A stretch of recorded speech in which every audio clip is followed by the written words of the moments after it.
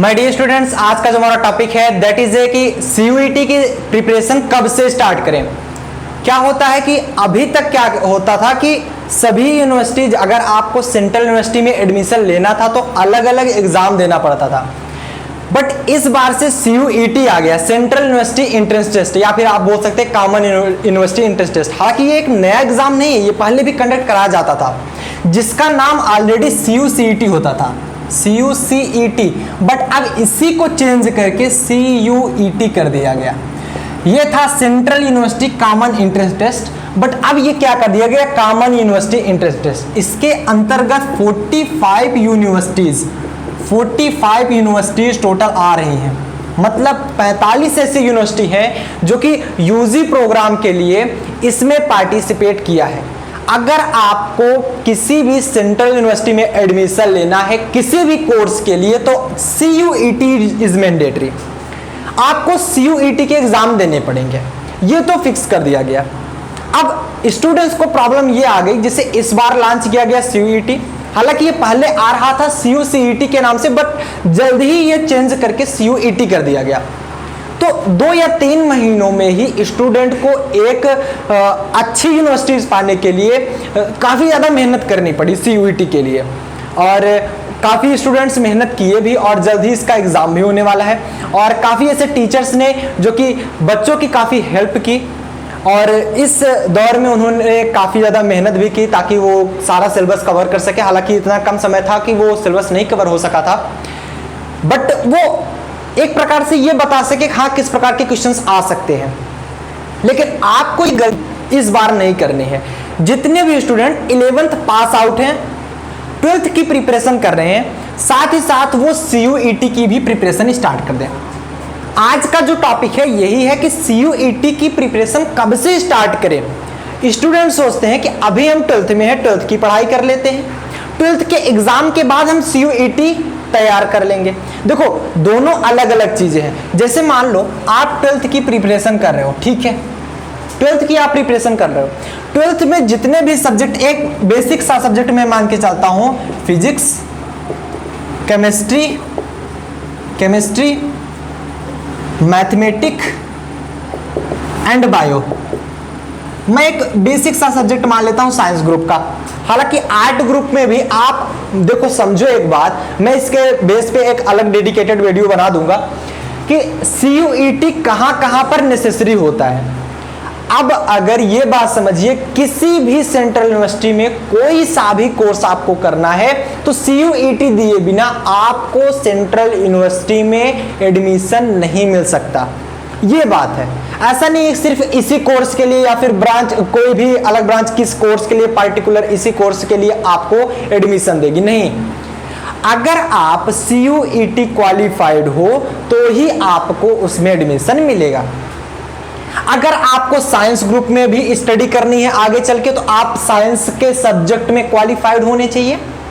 अगर आपको आर्ट में आगे आपका फ्यूचर बनाना है तो आप आर्ट के सब्जेक्ट में क्वालिफाइड होना चाहिए। अगर आप कॉमर्स लिए हैं, कॉमर्स में भी आप अगर आगे करना चाहते हैं तो उससे रिलेटेड भी आपको अलग अलग बहुत सारे इसमें लैंग्वेजेस भी दिए गए हैं, साथ ही साथ बहुत सारे सब्जेक्ट भी हैं, तो उस सब्जेक्ट में आपको क्वालिफाई करना होगा। अब कौन कौन से सब्जेक्ट इसके अंतर्गत आते हैं, कितने कितने शिफ्ट में ये पेपर होगा, आगे आने वाली वीडियोज में मैं क्लियर करूंगा। इसीलिए मैं कहता हूं कि आप सब्सक्राइब करके बेल आइकन प्रेस किए रहिए, जिससे मैं जब भी लाइव आऊं आपको तुरंत अपडेट मिल जाए, आपको समझ में आ जाए कि एग्जैक्टली होता क्या। अगर आप इस चैनल के साथ जुड़े हैं, टीच स्ट्रीम के साथ जुड़े हैं, तो आपको एक एक पॉइंट समझ में आता चला जाएगा।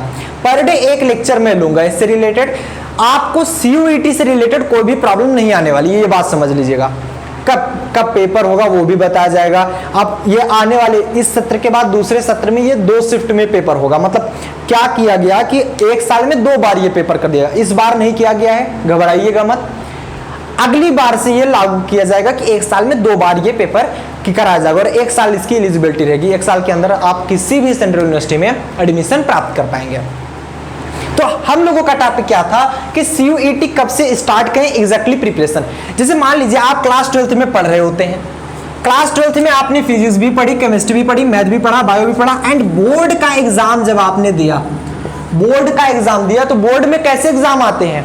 थ्योरेटिकल। बोर्ड के एग्जाम होते हैं थ्योरेटिकल। अब आपने जो पढ़ा बोर्ड में वो थ्योरेटिकल पढ़ा। कोई भी टीचर अगर आपको बोर्ड में पढ़ा रहा है, जैसे मान लो 12th का लेवल का पढ़ा रहा है, तो वो कैसे पढ़ाएगा? थियरी पढ़ाएगा ना, क्वेश्चन सॉल्व कराएगा। तो क्वेश्चन कैसे सॉल्व कराया जाएगा? वो जैसे 5 नंबर 6 नंबर के क्वेश्चन आते हैं, उस लेवल का क्वेश्चन सॉल्व कराएगा। उसमें ट्रिक तो बताएगा कि नहीं, आप कोई भी क्वेश्चन देखो डायरेक्ट उसका आंसर निकालो। CUET का अगर आप कर रहे हो तो CUET जो होने वाला है 12th का ही पूरा सब्जेक्ट होगा। CUET में कंप्लीट 12th का सब्जेक्ट होगा, ये पहली बात समझ लो। 11th का कोई सब्जेक्ट नहीं आएगा। साफ साफ मेंशन है आपके CUET के वेबसाइट पर कि आपका जो CUET होगा that's based on the syllabus of class 12th। Class 11th के सिलेबस पर बेस्ड नहीं होगा। आपको क्लास 12th की ही प्रिपरेशन करनी है। क्लास 12th की जो प्रिपरेशन आप कर रहे हो ऑलरेडी बोर्ड लेवल के साथ साथ, इसी के साथ अगर आप CUET की प्रिपरेशन करोगे तो ऑलरेडी आप फिजिक्स की भी प्रिपरेशन करोगे। अगर फिजिक्स केमिस्ट्री मैथ हो तो फिजिक्स केमिस्ट्री मैथ लोगे, या फिजिक्स केमिस्ट्री बायो तो फिजिक्स केमिस्ट्री बायो की प्रिपरेशन करोगे। बट आप सेम चीजें पढ़ोगे। आप यहां पर बोर्ड लेवल का पढ़ रहे हो तो बोर्ड लेवल में जैसे मैं मान लो आपको कूलॉम्स लॉ पढ़ाया जा रहा है, तो इसमें भी फिजिक्स में कूलॉम्स लॉ पढ़ाया जाएगा, इसमें भी कूलॉम्स लॉ ही पढ़ाया जाएगा। बट इसके कूलॉम्स लॉ के जो क्वेश्चंस होंगे वो ट्रिकी क्वेश्चंस नहीं होंगे, वो आपके एक लॉन्ग क्वेश्चंस आएंगे। उसमें कूलॉम्स लॉ पूछा जाएगा कि एग्जैक्टली कूलॉम्स लॉ होता क्या, तो वो आप लिखोगे। इसमें कभी नहीं पूछा जाएगा कूलॉम्स लॉ क्या होता है। इसमें आपको कूलॉम्स लॉ के बेस पे क्वेश्चन पूछे जाएंगे। कूलॉम्स लॉ के बेस पे आपको न्यूमेरिकल्स जो आते ही हैं, साथ ही साथ कॉन्सेप्ट भी पूछ लिया जाएगा कि मान लीजिए इसकी वैल्यू क्या होती है, एप्सिलॉन नॉट की वैल्यू होती है, तो वहां पर ऑप्शंस दिए हुए होते हैं। बेसिकली आपको MCQ टाइप क्वेश्चंस तैयार करने, मल्टीपल चॉइस क्वेश्चंस।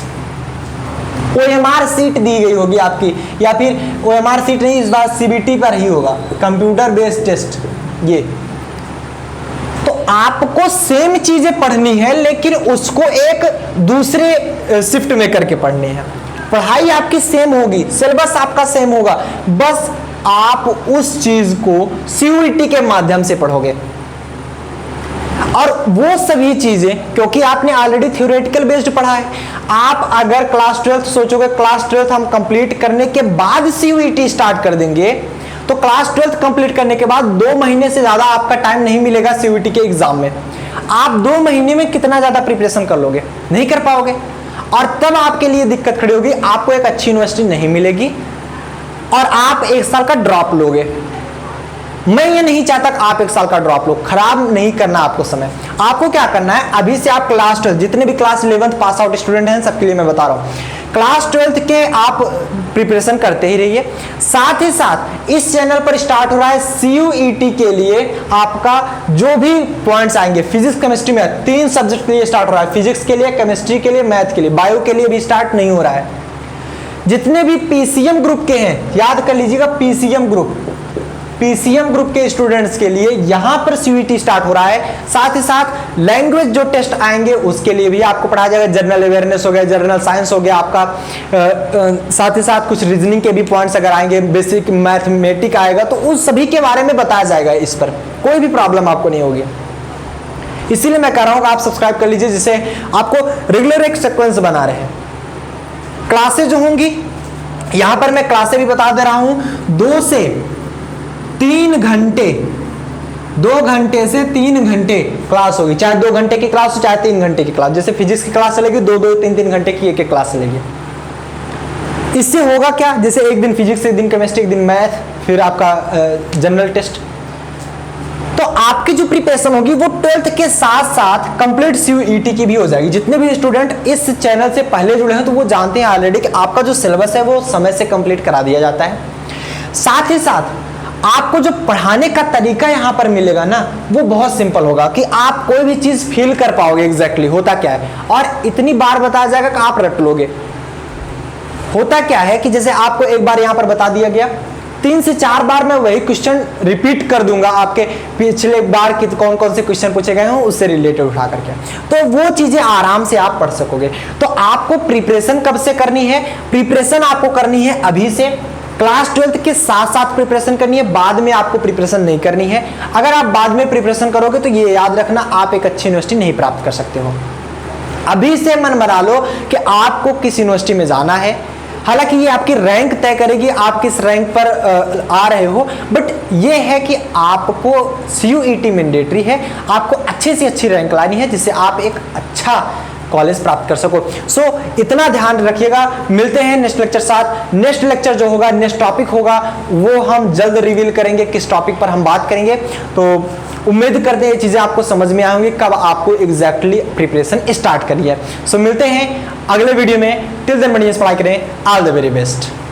सो इसको अगर नोट डाउन करना चाहें तो कर सकते हैं। Take screenshots.